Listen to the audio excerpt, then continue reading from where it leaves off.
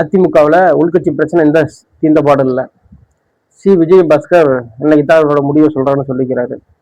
அதிமுகவிலே தொடராரா இல்லை எம்எல்ஏ பதவியை ராஜினாமா பண்ணிக்கிட்டு தாவேக போறாரான்னு தெரியல. வி சண்முகம் அவர் நிலைப்பாட்டை ஏற்கனவே சொல்லிட்டாரு. இவங்களால கட்சி மேலும் மேலும் பலவீனம் அடைஞ்சிக்கிட்டே இருக்கு. தொண்டர்கள் மத்தியில பெரிய ஒரு எப்படி சொல்லலாம் அப்படின்னா, இது மேல தோல்வியை தான் சந்திக்குமோ அப்படிங்கிற ஒரு சூழ்நிலைக்கு இந்த கட்சியில உள் பிரச்சனை எல்லாம் கொண்டு போய் விட்டுருக்காங்க. அது ஒரு சின்ன flashback. V Shanmugam, S Vijayabaskar, Natham Viswanathan, S Bhaskar இவங்கெல்லாம் சேர்ந்துதான் எடப்பாடியார் முதல்வராக பொறுப்பேற்றதுக்கு அப்புறம் சின்னம்மான்னு சொல்ற சசிகலா அம்மாவை நீக்கிறதுக்கு இவங்க தான் அந்த ஐடியா கொடுத்தது.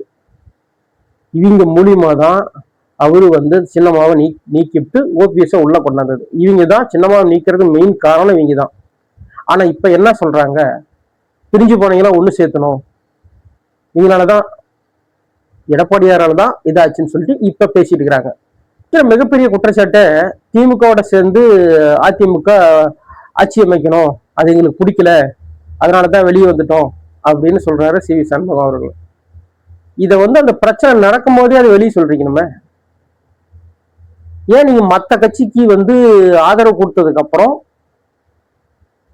கட்சி விட்டு நீக்கிறதுக்கு அப்புறம் நீங்க அந்த வெளியே சொல்றீங்க? அப்ப அப்படி திமுக அதிமுக கூட்டணி நடந்திருந்தா உங்களுக்கு அமைச்சர் பதவி கிடைச்சிருந்திருக்கும். அப்போ உங்களுக்கு எந்த பிரச்சனையும் இருந்திருக்காது. நீங்க ஒரு அமைச்சர் பொறுப்புல நீங்க கரெக்டா உட்காந்துருப்பீங்க, அதிகாரம் கைக்குள்ள வந்திருக்கும். அது நடக்கல அப்படிங்கிற ஒரு காரணத்தால தான் நீங்க இன்னைக்கு கட்சியை பிரிச்சிருக்கிறீங்க. திமுக கட்சி அதிமுக ஆதரவே கேட்கல, நீங்களே பலினா போய் ஆதரவு கொடுக்குறீங்க. ஒரு கல்யாணத்துக்கு உங்களுக்கு பத்திரிக்கை வைக்கல, வேண்டாம் விருப்பம் அந்த கல்யாணத்துக்கு எதுக்கு நீங்க போறீங்க? நீங்க மொழியிறது போறீங்க. சரி, அரசியல்னாவே எல்லாமே சர்வே ஆகணும், ஆட்சி அதிகாரத்தில் இருக்கணும், அதுதான் அரசியல்வாதி கழகு.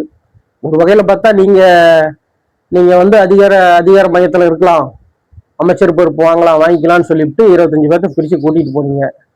இன்னைக்கு அவங்க உங்களுக்கு அமைச்சர் பொறுப்பும் கொடுக்கல. மேல இடத்துல பிரஷர் வந்துடும்னு வேலுமணி அவர்கள் மறுபடியும் அதிமுக வந்துட்டார். உங்களால மறுபடியும் ரிட்டர்ன் வர முடியல. ஏன்னா உங்களால தலைமையை ஒத்துக்க முடியல. அவர் தோல்வி நோக்கி தான் போயிட்டு இருக்கிறார். அந்த தோல்விக்கு அவர் மட்டும் பொறுப்பேற்க எப்படி பொறுப்பேற்க முடியும்? நீங்களும் அது காரணம் தானே. உங்க தொகுதியில எம்எல்ஏக்களை ஜெயிக்க கூட்டிட்டு வந்திருந்தா, ஜெயிக்க வச்சிருந்தா எதுக்கு இந்த பிரச்சனை வருது? இந்த பிரச்சனையே வந்திருக்காது இல்ல. இவ்வளவு பிரச்சனைகளும் உங்க தொகுதியில் மட்டும்தான் நீங்க ஜெயிச்சு வந்திருக்கிறீங்க. உங்க மாவட்டத்துல மற்ற தொகுதியில ஒரு தொகுதியில் கூட நீங்க ஜெயிக்கல இல்ல உங்க ஆதரவாளர். இது என்ன காரணம்? அந்த 4 எம்எல்ஏக்கள் கட்சி மக்கள் நலனுக்காக நாங்க ராஜினாமா பண்ணிக்கிட்டு தாவேக்களை போய் சேர்ந்திருக்கிறோம்னு சொல்றாங்க. இந்த மை இன்னும் காயல, இன்னமும் அப்படியே இருக்கு. அதுக்குள்ள என்ன குறைய கண்டுட்டாங்க அதிமுக கட்சியில? நீங்க பேரம் பேசி அமௌண்ட் வாங்கியிருப்பீங்க, வாங்காம நீங்க போய் ஆதரவு கொடுத்தீங்க. ராஜினாமா பண்ணிட்டு உடனே தலைமைச் செயலகத்துல ஆதரவு அவர்கிட்ட போய் நீங்க உடனே கட்சியில சேர்றீங்க. இது குதிரை பேரம் எல்லாமே நான் கழுதை பேரமா? பாத்துக்கிற மக்களுக்கு தெரியாது என்ன நடக்குதுன்னு. உங்களுக்கு பதவி வேணும், உங்களுக்கு அதிகாரத்தில் இருக்குன்னா ரெட்டையில நின்று நீங்க ஜெயிச்சிருக்க கூடாது, டிசில்ல நின்று நீங்க ஜெயிச்சிருக்கணும், இல்ல சுயேட்சையை போட்டி போட்டு ஜெயிச்சுட்டு வந்திருக்கணும். அதை ஏன் நீங்க பண்ணல? தலைமைக்கும் கட்டுப்பட மாட்டீங்க. இன்னைக்கு அதிமுகவுல இருந்து நீங்க தாவேக போயிருக்கிறீங்க. இன்னும் 5 வருஷம் கழிச்சு அதிமுக ஆட்சி அமைச்சதுக்கு அப்புறம் அங்கிருந்து மறுபடியும் அதிமுக உள்ள வரீங்க. இதுதானே உங்களோட வேலை. அமைச்சர் ஆதவர்ஜனா சொல்றாரு, 4 எம்எல்ஏக்களும் விருப்பப்பட்டு தான் வராங்க, நாங்க எதுவும் குதிரை பேரம் நடத்தல அப்படின்னு. குதிரை பேரம் நடத்தாம எப்படி விருப்பப்பட்டு உள்ள வந்திருப்பாங்க? மறுபடியும் ரீஎலெக்ஷன்ல அவங்களுக்கு அந்த தொகுதியே கொடுக்குறோன்னு நீங்க பேச்சுவார்த்தை நடந்திருக்கும், நடக்காமல இருந்திருக்காது. மக்கள் என்ன நடந்திருக்காது. மக்கள் என்ன முட்டாளா? மக்கள் எல்லாம் பார்த்துட்டு தான் இருக்கிறாங்க, மக்களுக்கு எல்லாமே தெரியும். நீங்க மறுபடியும் இடைத்தேர்தல் அவங்களுக்கு சீட்டை கொடுத்து ஒதுக்கி வச்சா மக்கள் கண்டிப்பா தோக்கடிப்பாங்க.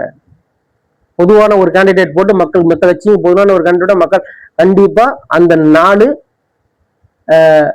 எம்எல்ஏக்கள் கண்டிப்பா தோக்கடிப்பாங்க. இதை நீங்க பார்க்க தான் போறீங்க.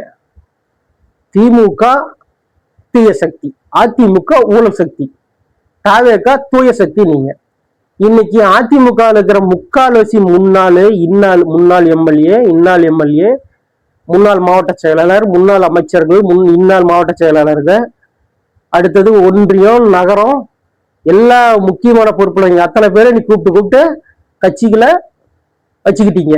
அதாவது எப்படின்னா தலைமை செயலத்து பக்கமா போனா நீங்க எல்லாத்தையும் முடிச்சு உள்ள உட்கார வச்சுக்கிறீங்க. நீங்க எப்படி தூய சக்தி ஆவீங்க?